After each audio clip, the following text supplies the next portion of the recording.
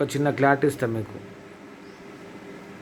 ఒక మానవుడు పుడతాడు, పెరుగుతాడు, మంచి చేస్తాడు. అంటే కొంతమంది మంచి బ్రతుకుతారు, కొంతమంది చెడు బతుకుతారు, అది వాళ్ళ ఇష్టం. మంచి చేసే వాడిని పంచభూతాలు గ్రహిస్తూ ఉంటాయి. పంచభూతాలు అంటే నీరు, నిప్పు, గాలి ఇలాంటివి. మానవుడు ఉన్నాడంటే పంచభూతాలతోనే ఉంటాడు. నువ్వు ఉన్న ప్రతి చోట గాలి ఉంటుంది, నీ శరీరంలోనే నీరు ఉంటుంది.